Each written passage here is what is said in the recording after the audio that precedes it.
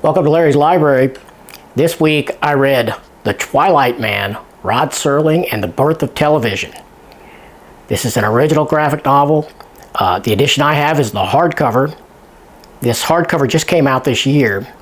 This book originally came out as a softcover in, let's see my notes here, in 2019, I believe. Yeah, 2019 the softcover came out. This is a humanoids book. Pretty good build quality, had no issue with it at all. It's a pretty nice little hardcover. I say little, it's a little bit wider than a standard size, but it's about standard size height, I believe. It's a nice book. It's 180 pages. I got it from InStockTrades.com where you can get it for $22.49 around that neighborhood, and it's still available there as of the time of this shooting, but I'm about 3 weeks out. The retail list for this is $29.99, but you know the drill. Don't be a chump. Don't pay that. Buy it from a good discounter like In Stock Trades or Cheap Graphic Novels or one of the other ones. There's a few.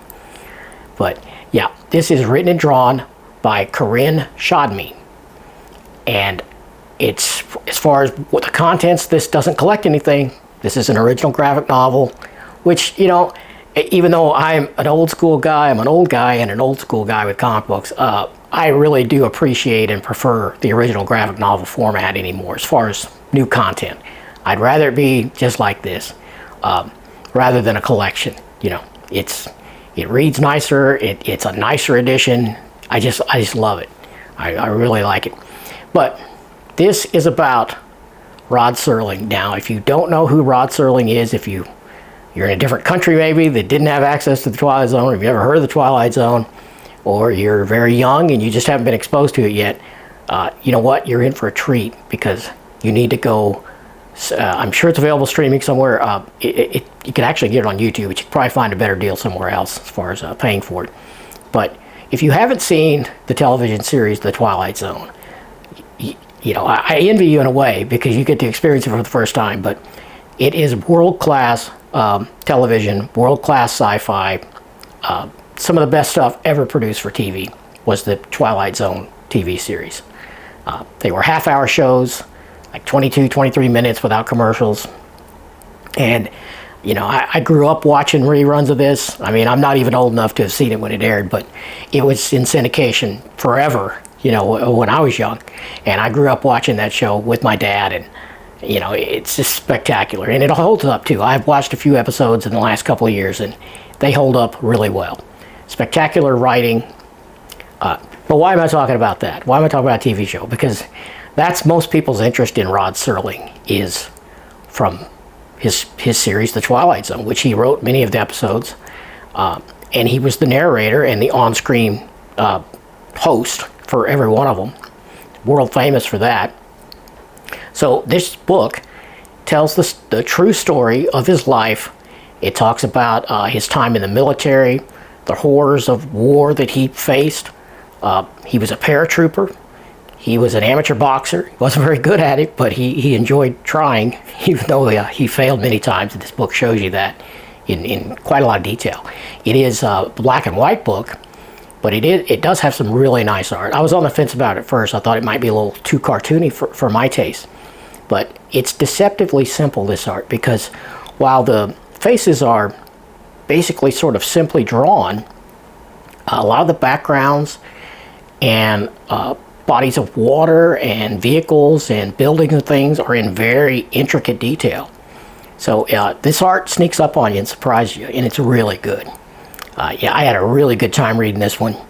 It brought back plenty of memories of watching The Twilight Zone with my dad, and a lot of this stuff about his life I knew and probably forgot over the years, and a lot of the things about the show I had forgotten too, and this was a great reminder of how great they were. You know, he employed some world-class writers of science fiction. Ray Bradbury, Richard Matheson, Charles Beaumont, you know, just huge figures that would, well, later on, if they weren't huge at that time, they later got, you know, pretty popular, pretty well known. But yeah, and I'm sure there's dozens that I didn't mention. And he wrote many of the episodes himself, but he also employed these guys and many others. And it was world class. And he's a pretty complicated figure. Chain smokes, does some womanizing, a lot of drinking, a lot of things that he regrets, and he had PTSD from the war before that was even a term. He suffered from that, and it partly drove his other vices, I think. And so yeah, he died pretty young. And the book is great. If you have an interest in Rod Serling at all, and even if you don't, you read this, you probably will. You'll be so interested, you'll be like, oh man, I got to see this Twilight Zone and see what all this hype is about. The hype is real, and the hype of this book should be big. I don't know if it was. I mean, I had heard of it before, but I didn't read it until this hardcover edition came out. And man, it's really good. It's fantastic. 10 out of 10 for me. You can tell, right? Yeah, I can recommend this wholeheartedly. And the black and white art. One thing about that is, I do prefer color in my comic books, but this black and white is really good. It has a lot of different tones. There's an interesting wash technique he's using here. It's fantastic. So yeah, I really loved it. You get to find out about his life and early television and the progression from radio to TV and how that all worked out, and interference he had from sponsors, and network interference he had. Everything was a fight. He had to fight the whole way to get out the kind of stories he wanted to tell. But he mostly succeeded, not always, and this book celebrates his triumphs and shows you his failures too. And the framing sequence that this book employs, this story, where, I'm not going to give it away, but it's pretty ingenious. And it has a nice, very Twilight Zone fitting ending, which I will not reveal. But yeah, pick this up or read it digitally if you can, if you're into that.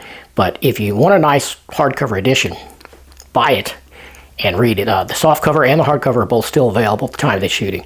And yeah, this was a total joy, and I recommend it wholeheartedly. So, like I said, 10 out of 10 for me. So that's all I got this week. Thanks for watching. And if you liked this, give me a thumbs up. If you loved it, make sure you come back for more. And I'll see you next time.